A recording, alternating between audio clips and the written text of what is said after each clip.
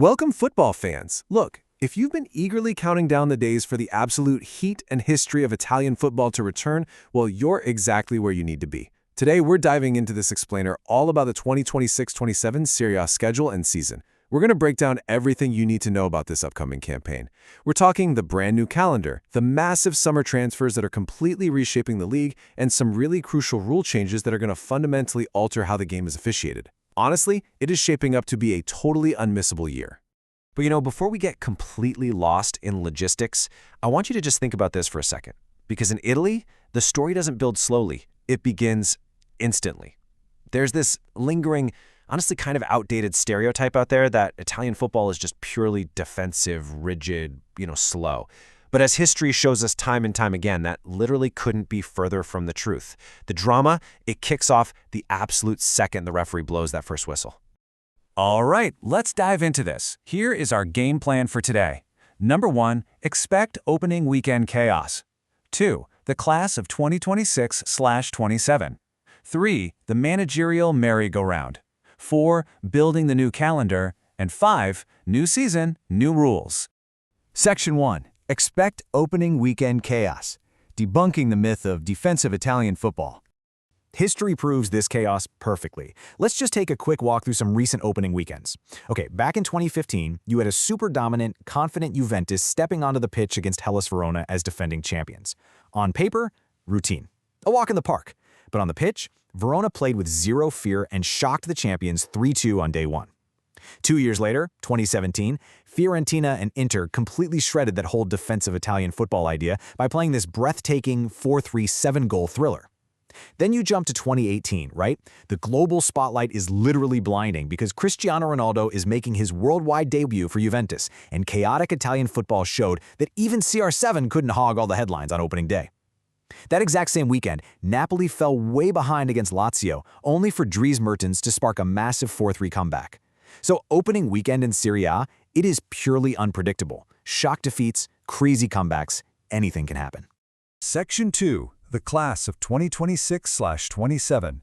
Meet the 20 teams fighting for the Scudetto. 125. This upcoming campaign marks the 125th season of top-flight Italian football. Think about that for a second. There's just an immense amount of historical weight and prestige riding on this particular campaign. So who actually wants the crown? Well, the league is keeping its traditional format. We've got 20 teams playing 38 matches each. Inter Milan are returning as the defending champions, which means they've got a massive target glued to their backs. But you gotta watch out for the newly promoted disruptors ready to crash the party here. Venezia is returning as Serie B champions. Frosinone is making their comeback after 2 years away. And Monza? They just secured an immediate bounce-back promotion right into the top flight. I'm telling you, the underdogs are hungry this year. But hey, the established powers aren't exactly just sitting back and letting Inter dominate either. AC Milan has made a massive statement, handing Paris Saint-Germain a staggering 74 million euros for striker Gonzalo Ramos. That's huge. Napoli really isn't far behind, bringing in Rasmus Højlund from Manchester United for 44 million. And Juventus, they've fortified their attack by grabbing Lois Openda from RB Leipzig for 43 million. So yeah, the arms race is well and truly on. Section 3, the managerial merry-go-round. A massive shifting of power dynamics on the touchline.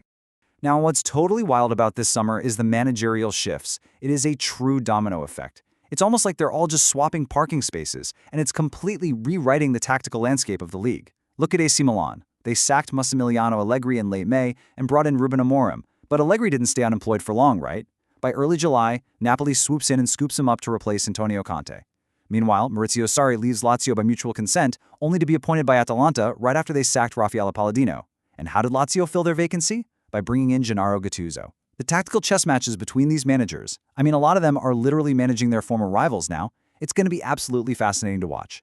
Section 4, building the new calendar. The complex rules behind the 2026/27 fixture list.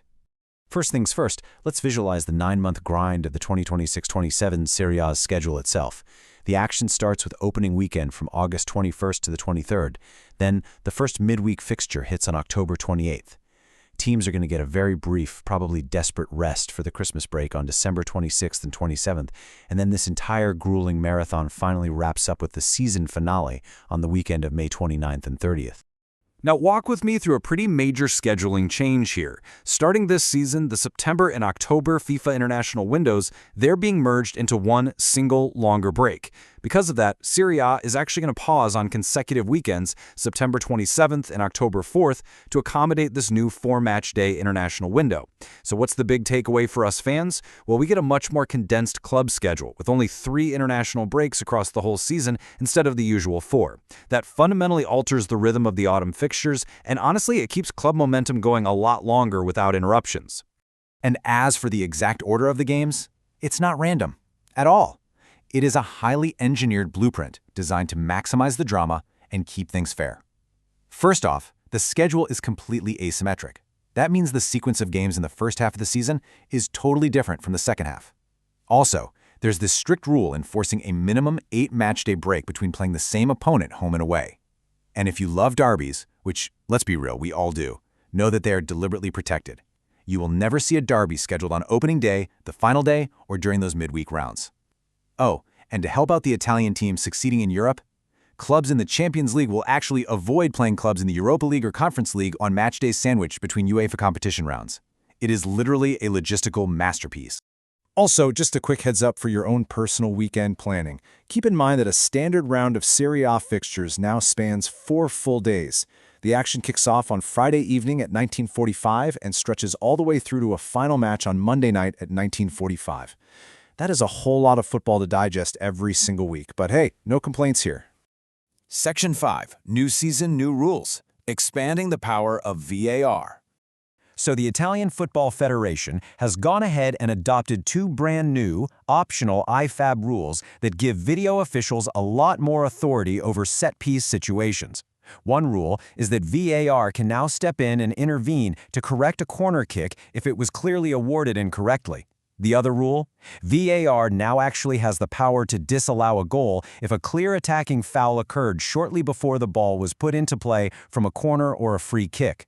Basically, this means the moments leading up to a set-piece delivery are going to be scrutinized way more closely than ever before. And for sure, that is going to lead to some incredibly dramatic goal cancellations. All right, so let's look at the whole shebang. We have an entirely new asymmetric schedule. We've got expanded VAR powers that could literally overturn set-piece goals.